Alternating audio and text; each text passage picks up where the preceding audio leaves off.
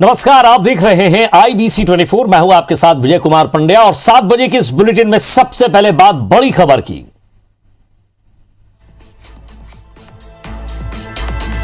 तो 4 बड़ी तस्वीरें आपकी टेलीविजन स्क्रीन पर। सबसे पहले बात ज्योतिरादित्य सिंधिया की। ज्योतिरादित्य सिंधिया भोपाल दौरे पर हैं। सीएम हाउस में सीएम शिवराज के साथ उनकी चर्चा हुई है। कल बीजेपी प्रदेश कार्य समिति की बैठक है और इसमें पहले पार्टी नेताओं ने चिंतन बैठक की है। प्रदेश में खुले में भंडारित अनाज के मामले में सरकार ने जबलपुर हाईकोर्ट में 6 जिलों की जानकारी पेश की है। साथ ही बाकी जिलों की जानकारी के लिए भी हफ्ते भर का वक्त मांगा है।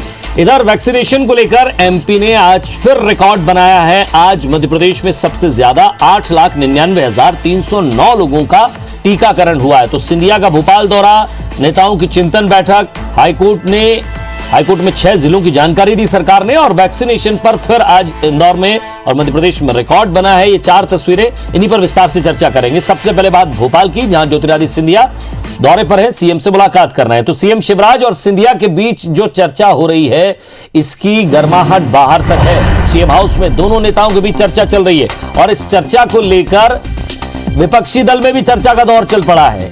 कई अलग चर्चाएं सामने आ रही हैं।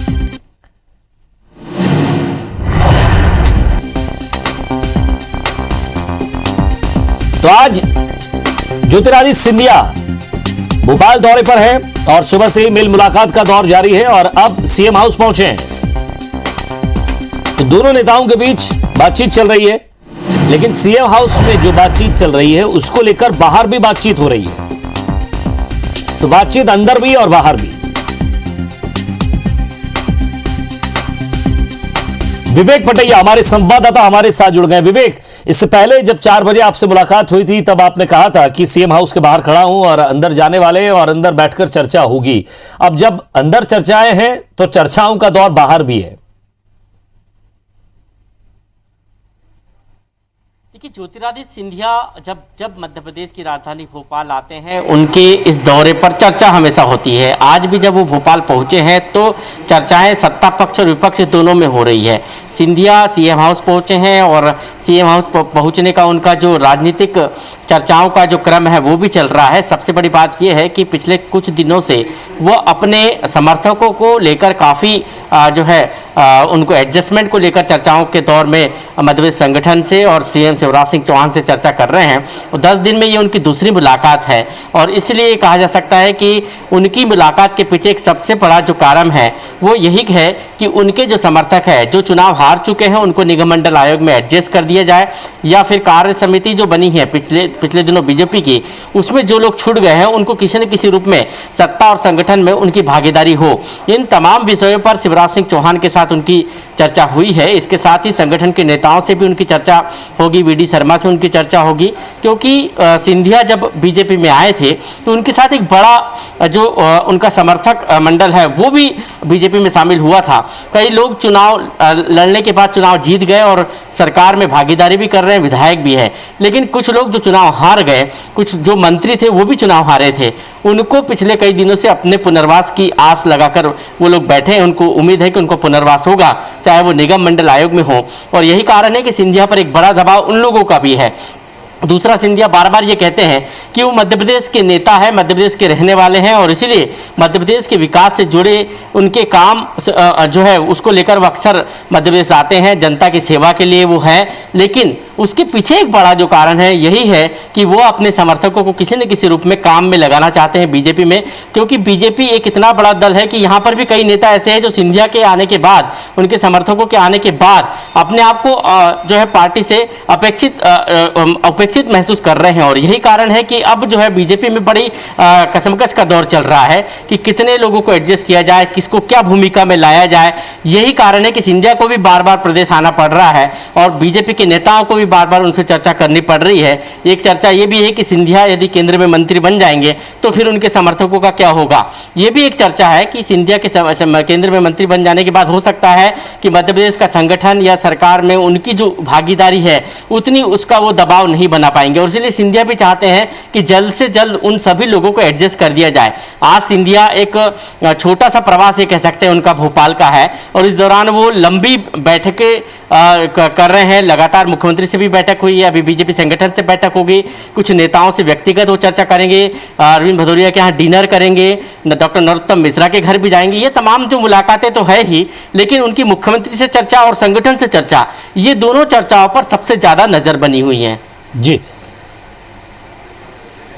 शुक्रिया विवेक इस तमाम बातचीत के लिए। अब जब बाहर आएंगे तो क्या बात करते हैं मीडिया से, और मीडिया भी क्या अंदेशा लगाती है, ये भी देखने वाली बात होगी। आगे बढ़ते हैं, राज्यसभा सांसद ज्योतिरादित्य सिंधिया की बात करते हैं, क्योंकि मध्य प्रदेश के दौरे पर हैं और रात को सिंधिया अशोकनगर पहुंचे, जहां उन्होंने कोरोना काल में मृत हुए लोगों को श्रद्धांजलि दी है। आज सुबह सिंधिया कोरोना से मृत हुए लोगों के परिजनों से भी उन्होंने मुलाकात की, शोक संवेदनाएं व्यक्त की। साथ ही डॉक्टर श्यामा प्रसाद मुखर्जी के बलिदान दिवस पर पछाड़ पार्क में पौधारोपण भी किया है। और इस दौरान स्थानीय विधायक जसपाल सिंह जज्जी, राज्य मंत्री बृजेंद्र सिंह समेत बीजेपी कार्यकर्ता मौजूद रहे।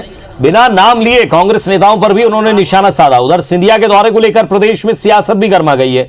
इंदौर के कांग्रेस विधायक संजय शुक्ला ने आरोप लगाया है कि बीजेपी सिंधिया की वाहवाही में लगी है, क्योंकि बीजेपी को महाराष्ट्र, पंजाब और राजस्थान में सरकार गिरानी है। मित्रों को, परिवारजनों को खोया है। कोविड से उनकी हानि हुई है।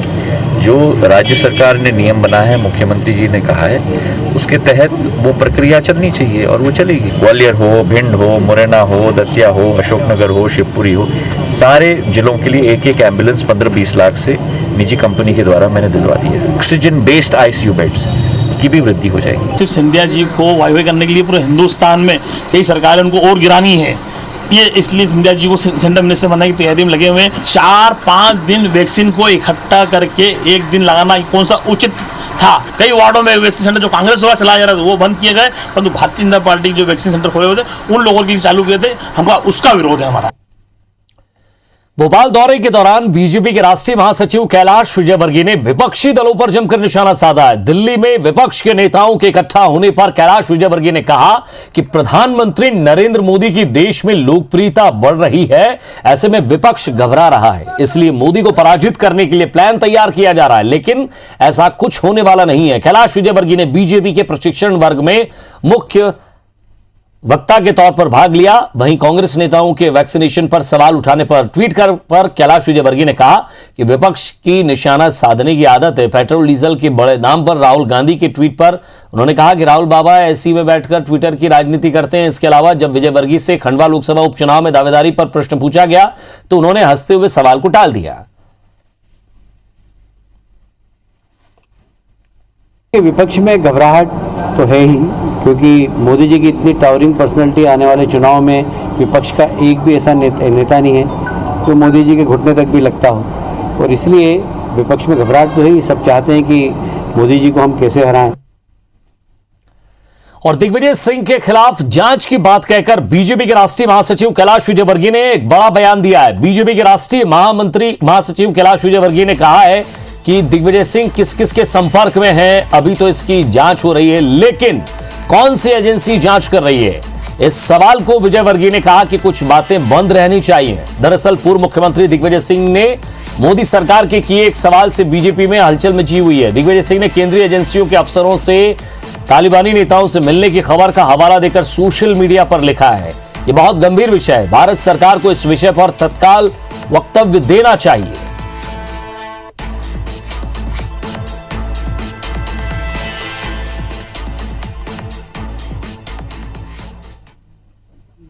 अभी तो दिग्विजय सिंह जी की जांच हो रही है कि वो किस किस के संपर्क में, कुछ चीजें बंद रहने दो कमरे में।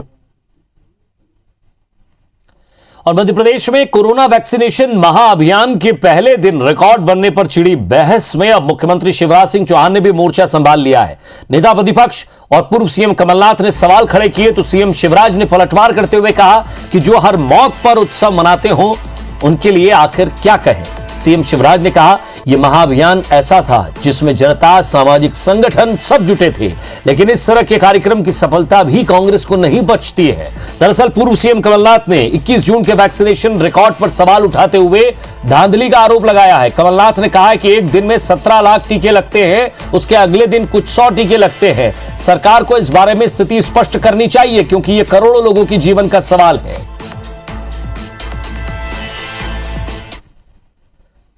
राहुल गांधी के वैक्सीनेशन वाले बयान पर पूर्व राज्य मंत्री और नरसिंहपुर विधायक जालम सिंह पटेल ने पलटवार किया है। उन्होंने कहा है कि राहुल गांधी विदेशी ताकतों को फायदा पहुंचाने के लिए अपनी रणनीति पर काम करते हैं और बयानबाजी कर रहे हैं। आज पूरा विश्व और WHO वैक्सीनेशन पर जोर दे रहा है, तो ऐसे में राहुल गांधी चीन और पाकिस्तान जैसे देशों को समर्थन करने के लिए भारत में वैक्सीनेशन का विरोध कर रहे हैं।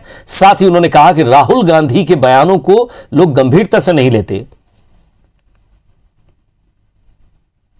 राहुल गांधी जी की बातों का कोई ज़्यादा कोई विश्वास नहीं करता, ना कोई महत्व देता, इसलिए जो वो अनर्गल बात कर रहे हैं और वो विदेशी जो योजना है, चाहे चाइना की हो चाहे विदेश पाकिस्तान की हो, उसकी वो उनकी ओर से सपोर्ट कर रहे हैं।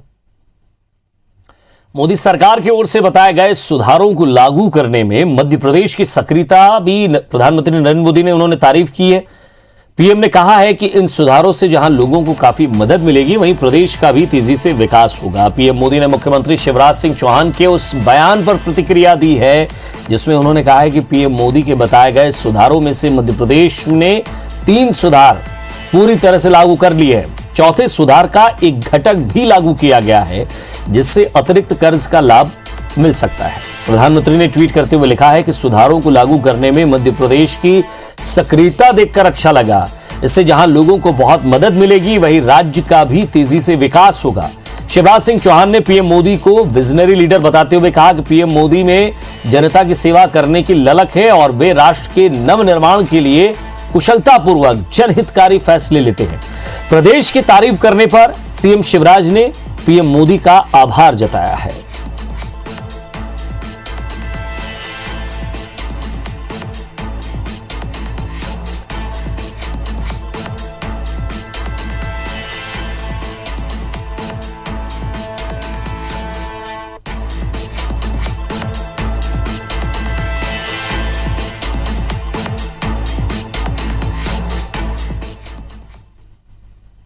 प्रधानमंत्री जी प्रगति और विकास के लिए, जन कल्याण के लिए जो पहल करते हैं, उसमें हमारी कोशिश ये रहती है कि मध्य प्रदेश बिल्कुल पीछे ना रहे। उनके मार्गदर्शन के लिए हम उनके आभारी हैं। और उज्जैन कलेक्टर ने 31 जुलाई तक सभी सरकारी कर्मचारियों को वैक्सीन लगवाने की हिदायत दी है। साथ ही कहा है कि वैक्सीन सर्टिफिकेट दिखाने पर ही जुलाई महीने का वेतन जारी करने का भी निर्देश विभाग प्रमुखों को दिया गया है। संविदा और दैनिक वेतन भोगियों को भी टीकाकरण करवाने की सलाह कलेक्टर ने दी है। कलेक्टर आशीष सिंह ने कहा है कि उनका मकसद जनता का विश्वास जीतना है। अगर जनता को 100% वैक्सीन लगवाना है तो उसके पहले हमारे सभी सरकारी सेवकों को टीका लगवाना होगा ताकि लोगों में अच्छा संदेश जा सके। आपको बता दें कि इससे पहले निगम कमिश्नर के आदेश निकले थे, जिसके बाद निगम के सभी कर्मचारियों ने टीका लगवाया था।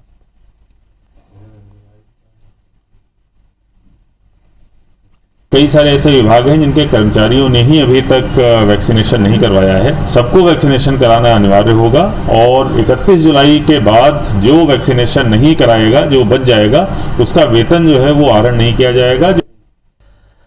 और एक नजर बिग न्यूज पर। पाकिस्तान के लाहौर में आतंकी हाफिज सईद के घर के पास जोरदार धमाका हुआ है। इस विस्फोट में 3 लोगों की मौत हो गई है और 20 लोग घायल हो गए हैं। घटनास्थल पर राहत और बचाव कार्य जारी है। सुरक्षा के भारी इंतजाम किए गए हैं। विस्फोट इतना जोरदार था कि आसपास की इमारतों के शीशे टूट गए। कई वाहनों को भी नुकसान पहुंचा है। ईडी ने धोखाधड़ी के आरोपी भगोड़े कारोबारी विजय माल्या, नीरव मोदी, मेहुल चौकसी की 9,371 करोड़ रुपए की संपत्ति सरकारी बैंकों को ट्रांसफर कर दी है। तीनों भगोड़े आरोपियों की संपत्ति से उनकी धोखाधड़ी के कारण हुए नुकसान की भरपाई की जाएगी।